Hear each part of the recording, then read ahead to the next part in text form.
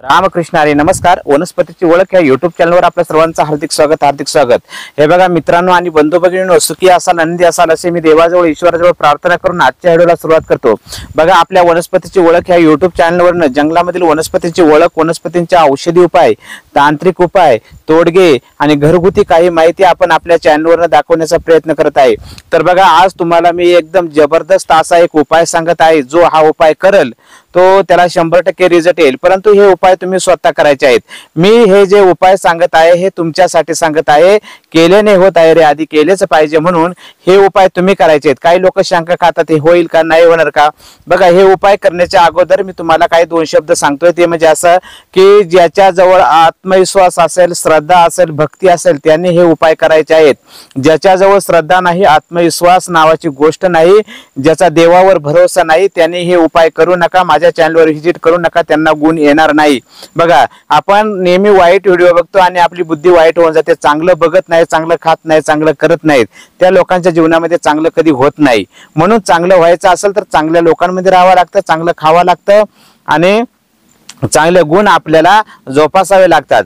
तर बघा मित्रांनो आणि बंधू भगिनींनो, तुम्हाला मी आज एकदम जबरदस्त असा एक उपाय सांगत आहे. हा उपाय तुम्ही लक्षपूर्वक ऐका, व्हिडिओ संपूर्ण पहा, शांत चित्तेने व्हिडिओ बघा आणि मग उपाय करा.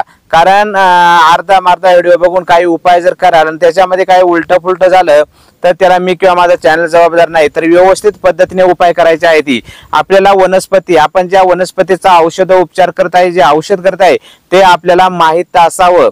कारण आपल्याला माहित नसेल तर डॉक्टर किंवा वैद्यांचा सल्ला घ्या आणि अशा माहिती असल्यानंतरच आपण उपचार करत चला. तर बघा, तुम्हाला मी जे उपाय सांगत आहे हे तुम्ही माझ्याकडे येऊन घ्याल असा माझी आशा नाहीये. तर हे उपाय तुम्ही स्वतः करायचे आहेत. हे उपाय काय करायचे आहेत, तुम्ही स्वतः करायचे आहे. तुम्हाला स्वतःला उपाय करता यावे म्हणून मी ही माहिती तुमच्यापर्यंत शेअर करत आहे. तुम्हाला सगळं खरं सांगून टाकतो. असं खरं सांगणारी माणसं कोणी नाही. बघा, युट्यूबवर माहिती देतात, एखादा फॉर्म्युला, एखादा औषध ठेवून देतात, बाकीची माहिती सांगतात, लोक करतात, त्याला रिझल्ट गुण येत नाही. तसं आपण सगळं सांगून टाकतो एकदम खरं, जे आहे ते खरं आहे. तर बघा, आज तुम्हाला मी सांगत आहे, कुणाला दवाखान्यामध्ये जाऊन गुण आला नाही, डॉक्टरकडे गुण येत नाही, वैद्याकडे गुण येत नाही. बघा, कायला पिशाच बाधा झालेली आहे, भूत बाधा झालेली आहे, हडळ लागलेली आहे, खैस लागलेला आहे, जीन लागलेला आहे, नाही का, स्मशान बाधा झालेली आहे. तर असे जे काही किलमिशी, ज्याची देवावर श्रद्धा आहे त्याने हे उपाय करायचे आहेत. तर बघा, असं जर काही तुम्हाला जर असा आजार असेल, हा एक तोडगा आहे, हा एक उपाय आहे. हा उपाय मी सांगत आहे. बघा, माझ्याजवळ मी फक्त माणूस धर्म पाळतो. तर बघा, एकदम जबरदस्त उपाय मी तुम्हाला सांगत आहे.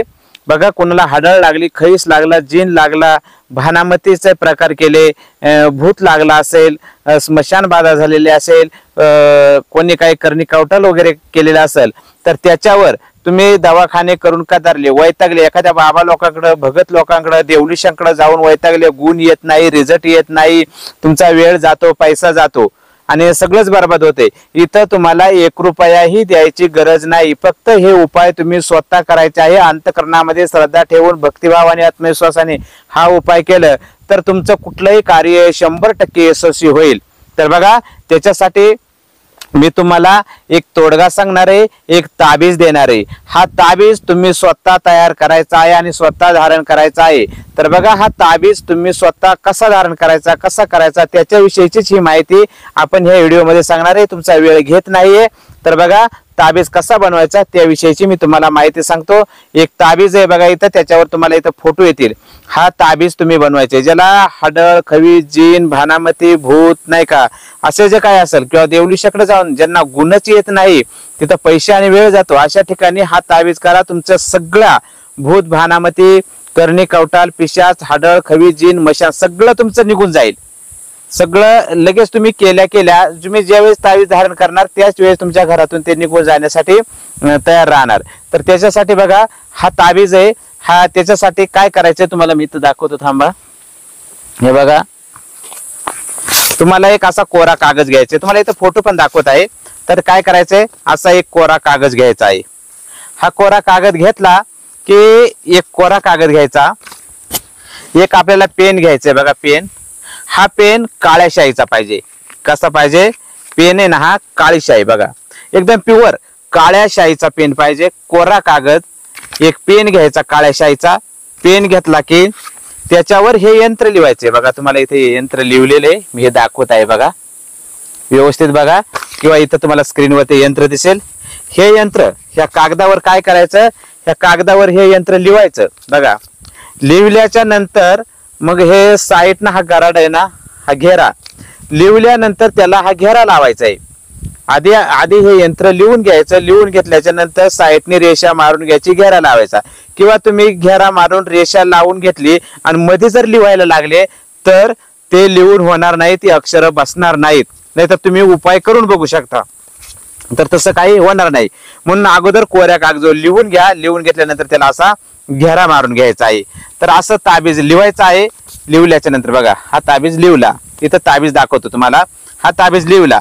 लिवल्याच्या नंतर तुम्हाला काय करायचंय बघा, एक पुठ्ठा घ्यायचा, असा वयचा पुठ्ठा, कुठलाही पुठ्ठा घेऊ शकता तुम्ही, आणि त्या पुठ्ठ्यावर असं लावायचंय बघा. हे काय करायचंय, त्या पुठ्ठ्यावर तुम्हाला हे लावायचंय आणि काळा धागा घ्यायचा बघा. हा काळा धागा आहे.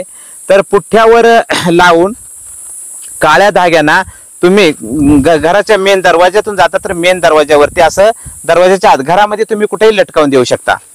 काय करायचंय, तुमच्या घरामध्ये काही तुम्हाला बाधा होत असेल, आजारपणा येत असेल, तर त्याच्यासाठी हा ताबीज तयार करून हा पुठ्ठ्यावर आणि हा पुठ्ठा घरामध्ये लावायचा आहे.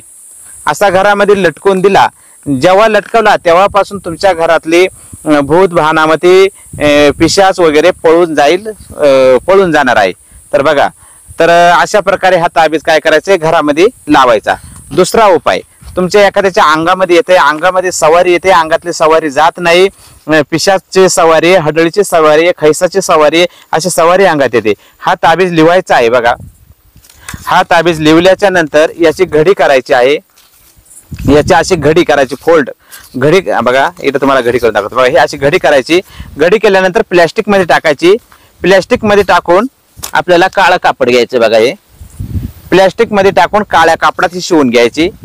काळ्या कापडात शिवा. काळ्या कापडात शिवून काळ्या धाग्यामध्ये आपण आपल्या गळ्यामध्ये धारण करायचे आहे. काय करायचे, काळ्या धाग्यामध्ये आपण आपल्या अंगावर धारण करायचे आहे. फक्त एक तोडगा आहे, हा मी तुम्हाला सांगत आहे बघा. काळा धागा, काळा कपडा, कोऱ्या कागदावर हे यंत्र लिहून घ्यायचं आहे. हे यंत्र लिहून कोऱ्या कागदावर लिहून काळ्या शाईनं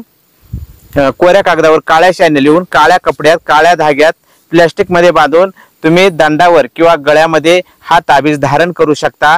ज्या वेळेस धारण करणार त्यावेळेस तुमच्या अंगात येणारी कुठलीही शक्ती नष्ट होणार, त्यावेळेस तुमच्या अंगात कुठलीही शक्ती येणार नाही. असा हा जबरदस्त उपाय आहे. हा उपाय करायचा आहे. आता हा उपाय कधी करायचा आहे, हा उपाय करण्यासाठी, हा ताबीज लिहिण्यासाठी वार आहे बुधवार.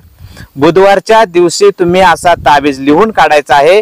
कोऱ्या कागदावर काळ्या शाईनं हा यंत्र लिहायचा आहे. लिहिल्यानंतर पुठ्ठ्यावर चिटकवून घरामध्ये लावू शकता किंवा काळ्या कपड्यामध्ये प्लॅस्टिक मध्ये पॅक करून आणि आपण अंगावर धारण करू शकता. लिहिण्यासाठी बुधवार, वेळ आहे सकाळी 7 ते 11 वाजेच्या दरम्यान लिहायचा आहे. दुपारी 2 ते 4च्या दरम्यान हा यंत्र तुम्हाला लिहायचा आहे बघा.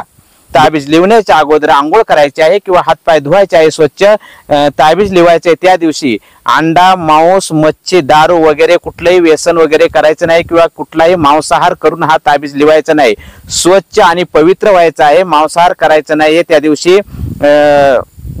पूर्णपणे स्वच्छ आणि पवित्र व्हायचं आणि अंडा, मांस, मच्छी खाऊन लिहू नका. शुद्ध शाकाहार घ्यायचा आहे. आणि किंवा सकाळी उठल्याबरोबर घोंगडीवर बसा किंवा पोत्यावर बसा, पूर्व दिशेला किंवा उत्तर दिशेला तोंड करा आणि हा ताबीज लिहून काढा. लिहून काढल्याच्या नंतर त्याची फोल्ड करून सांगितल्याप्रमाणे घरात लावा, अंगावर धारण करा.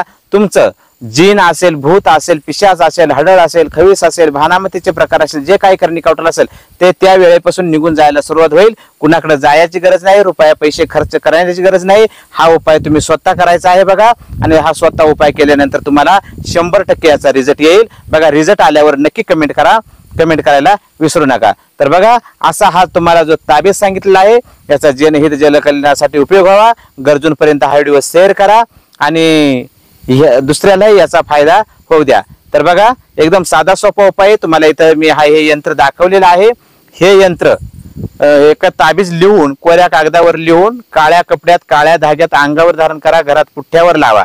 वार बुधवार बुधवारच्या दिवशी सकाळी 7 ते 11, दुपारी 2 ते 4 याच दरम्यान शुद्ध पवित्र होऊन घोंगडीच्या आसनावर, पोत्याच्या आसनावर बसून लिहायचं आहे आणि हे लिहून आपण धारण करायचं आहे। असं केल्यानंतर आपल्या घरातील भानामती, भूत, पिशाच, हडळ, खवीज, जीन सगळे काही जी शक्ती असतील त्या निघून जातील, त्या माणसाला सुख आणि आराम मिळेल।